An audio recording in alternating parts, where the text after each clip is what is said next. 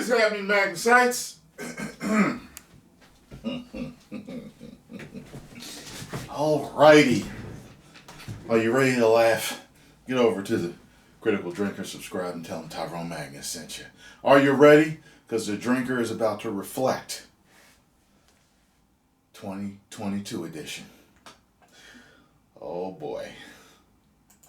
Well, here we find ourselves, dear viewer, at the tail end of another year. Our homes cluttered up with unwanted presents that will probably find their way to the local charity shop within a week or two. Our stomachs uncomfortably bloated and our brains fogged with festive merrymaking and unsafe quantities of alcohol. New Year's Eve is a time to look forward to the year that lies ahead, to make bold plans and inspiring resolutions, most of which will probably fall by the wayside before the end of January. But it's also a time of reflection, a chance to pause by the door and look back over our shoulders at the year that was, to contemplate the highs and lows of those 12 months before finally making our exits. And so, welcome to my final video of 2022. Welcome to the Drinker Reflects. Now, on the face of things, 2022 seemed to have a lot of stuff going for it. We were finally emerging from 2 long years of misery, on and off restrictions, and tedious regulations caused by the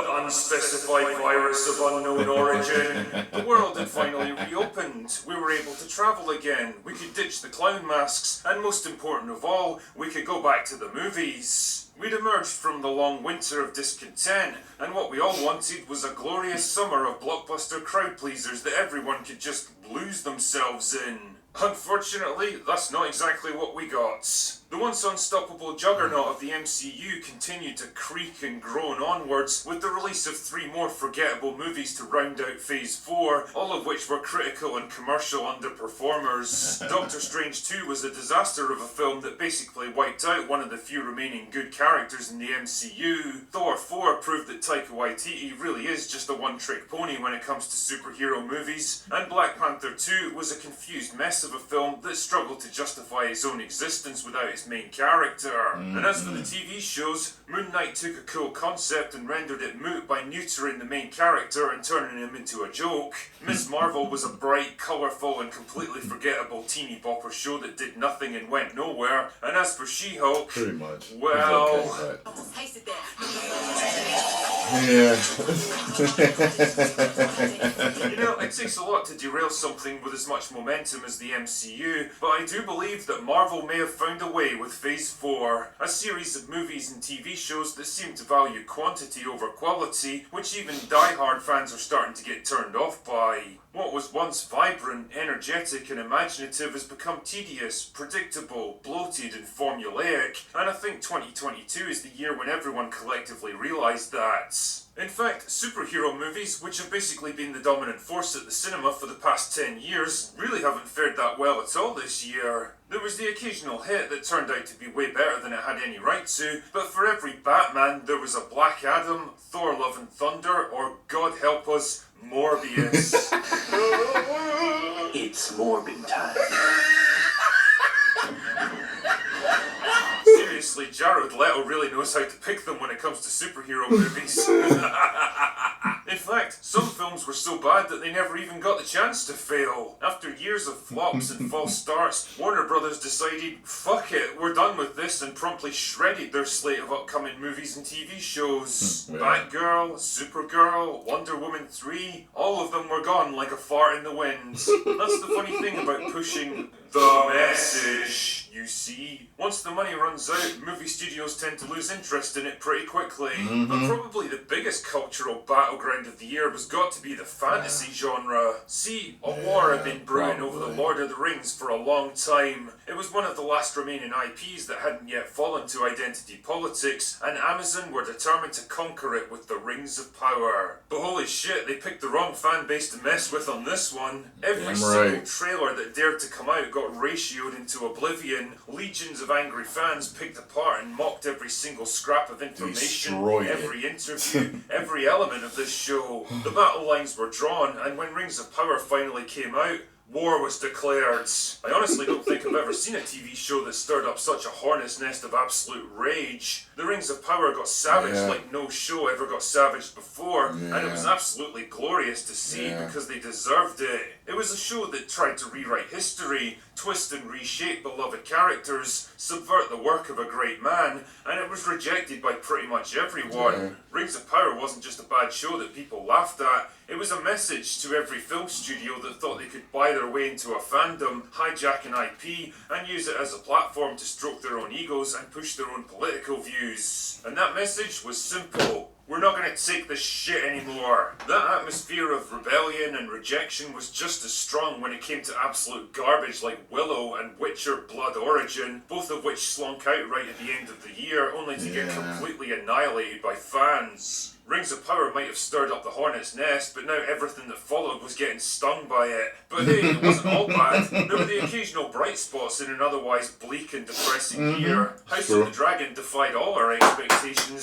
including mine, by turning out to be a smart, well-written and brilliantly acted prequel that escaped the long shadow cast by Game of Thrones. I'll be starting Lord of the Rings soon, in the next couple of days.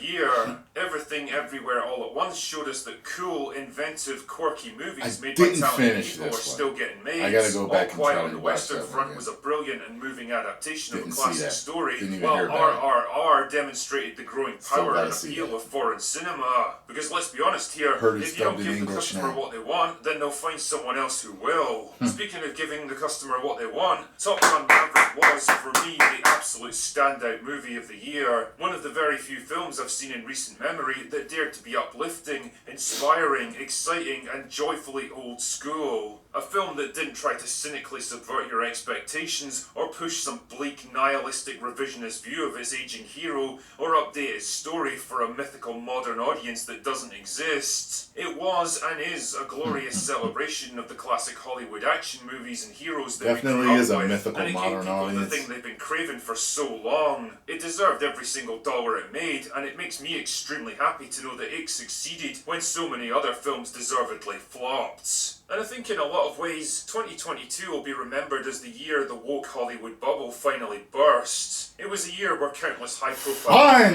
shows that tried to milk identity politics, hopefully they course correct, watching them and shame anyone who criticised them, promptly went down in flames. It was the year where there was no pandemic and no lockdowns to hide behind, no way of justifying the shocking decline in box office revenue except to face up to the simple, unavoidable truth. People aren't buying what you're trying to sell them anymore. They're not interested in your dumb, predictable, hive-mind political views. They don't want to be preached and pandered to, and they especially don't want it from a bunch of corrupt, out-of-touch narcissists that couldn't care less about the very causes they shout so stridently about. You're supposed to be the court jesters of our society, so shut the fuck up and do your jobs. So if there's something good to be taken out of one of the most creatively bankrupt, financially disastrous, and politically divisive filmmaking years in living memory, it's that people have finally woken up to the garbage that they're being fed.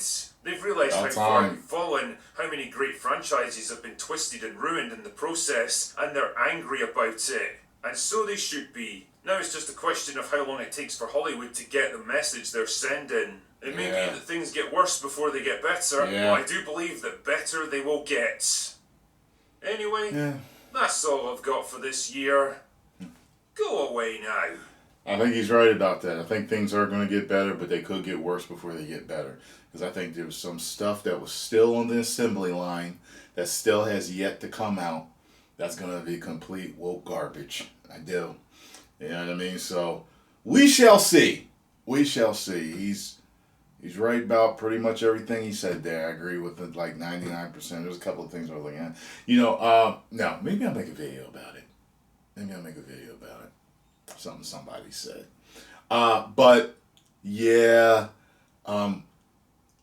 This might have been the worst year for me as a moviegoer.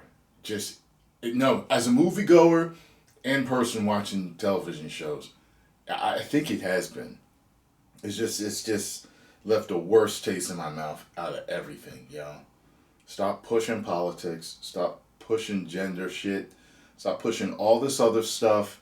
Just get back to making movies the way we were making them that made people happy. And guess what? Before all this shit came along, there was plenty of diversity. There was plenty of it already. Like, what? So anyway, I don't know. You know what I mean? It's, you know, there were plenty of shows with gay people in it, and LGBT community members in it, with different races in it. Like, what? It just, the thought, the line of thought for me, for them, it's weird. Everything had to be this hodgepodge of everybody that exists in the world in one show or one scene sometimes. And it's like, wait, this is supposed to reflect the world we live in today, but I almost never see a group of people like this. Like, it's so rare to see a group. You know why? Because people tend to hang with people that have similarities to them.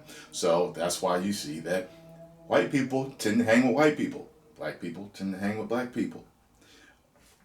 LGBTQ members tend to hang with each other also. Like, all these different things, you know? And, I mean, I'm just trying to think of a situation where I've been in a room with the way these movies set up scenes. It's just like, oh, we got this couple. Okay, we have this couple. These kids. Okay, how many races am I counting here? Okay, and then I've got someone that's on the left, someone that's right, in the middle. It's like everybody's in one room. It's like, you never see that. It's so rare. I'm not saying it hasn't happened, but I'm saying it's so rare. So it wouldn't really reflect the world that we live in today. You know what I'm saying? And you can have different people in different scenes, different shows, as long as the programming that you have is diverse enough. I think there's something for everyone, correct? That's it. You just don't have to totally mix everything. You just stir everything up, and then every character is not what you knew them to be. It's like, okay, well, Winnie the Pooh is no longer, what color is Winnie the Pooh? Is he like orange or something? He's no longer orange, now he's white. Or he's purple. That's not Winnie the Pooh! Winnie the Pooh is this, and this. Okay? He no longer eats honey, now he eats sugar. It's the same thing. It's like, what? He's always wanting to eat honey, not sugar. That's not Winnie the Pooh. I'm done talking. 10 million subscribers. Woo!